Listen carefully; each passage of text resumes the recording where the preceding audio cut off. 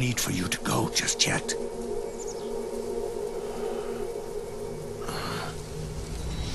It's been a long time, Snake.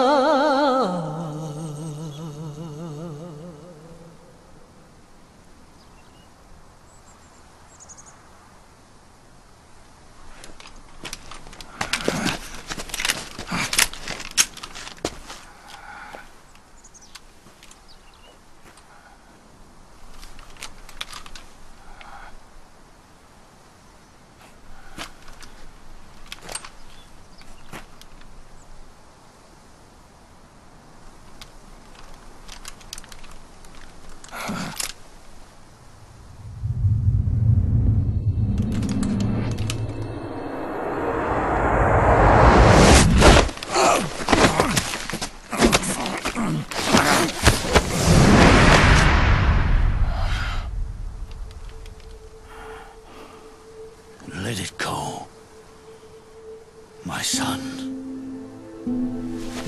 I'm not here to fight. Or should I call you brother? What? It's over. Time for you to put aside the gun and live.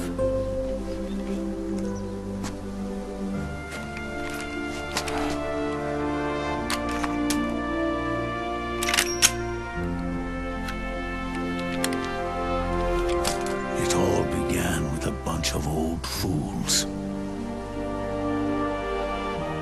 Now, they've all passed away. Their era of folly is over. I'm the only one left, and soon I'll be gone too. How can you still be alive? That body, liquid burned on the Volta, wasn't mine. That was the body of a clone. Solidus. He was a perfect clone. Zero and the proxy AIs that came after him were convinced that Solidus was me. I was implanted with nanomachines, kept in a state of eternal sleep by JD and the proxy AI. They had me sealed away completely, not only my physical body, but my will too. The technology was similar to what they used to restrain the B&B members you encountered.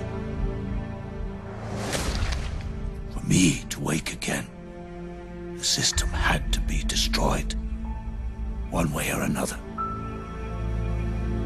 Ocelot and Eva wanted two things: to bring me back to life and to end the Patriots.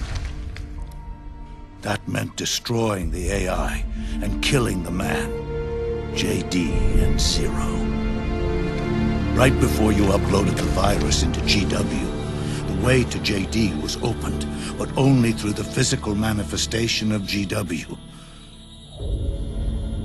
That's when we finally learned the location of this man, Zero. For me, and for them, for Naomi, nothing was more important. And it was for that they put their grand scheme into motion. Eva stole my body from them and reconstructed it by replacing the missing parts with pieces from Liquid and Solidus. And Ocelot, in order to fool the system, used nanomachines and psychotherapy to transplant Liquid's personality onto his own. He used hypnotic suggestion to turn himself into Liquid's mental doppelganger. For all our advances in nanotechnology, information and genetic control, they've never managed to control people at will, let alone turn one person totally into another. Under certain conditions, someone can be made to play a specific role, act like someone else. Cats do love to play as snakes. It all started with him. Zero.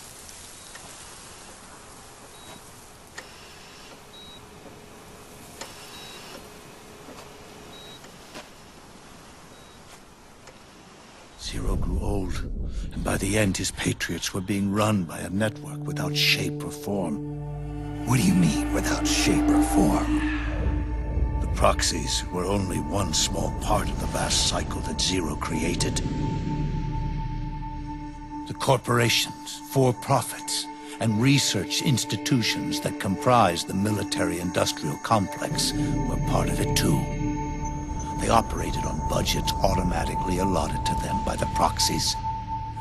Accounts maintained by the Patriots. The network covered everything from weapons R&D and investment to production and marketing. It encompassed the people, the companies, even the laws that protect them. Politics and economics became nothing more than iterations of the same oppressively uniform system. I don't think anyone realized that it was all a setup, a mere set of norms. The Patriots were those norms, a neural network reduced to its simplest form. That's what they really represented. Uniformity without individual will, without change. But then one day, those norms suddenly deviated from that pattern and underwent a mutation. It was like the birth of a new life form. The system found a new way to propagate itself. War. The norms the Patriots had crafted for their unified state quickly became dependent on a single business, the war economy. Meanwhile, the political cause of creating a cleaner, safer battlefield provided a convenient catalyst. By then, the system was no longer being steered by Zero's will, or anyone else's. It was then that the norms, manifested as AIs, the inheritors of Zero's will, began to reproduce and take on a life of their own. Zero's original intent was to carry on the boss's will and establish a unified world state, an inside world. But his successors failed to carry on his will. Eventually, JD became the very age itself, propagating its will as it pleased, and this age chose to act through economics instead of nation-states. Powered by the industrial and digital revolutions that came before it, this age gave birth to a twisted economic revolution, a battlefield revolution. It created a new world without substance. In this new world, there were no ideologies, no principles, no ideals, not even the thing she treasured most, loyalty. There was only the war economy. It was a colossal error in judgment, one Zero couldn't possibly have foreseen.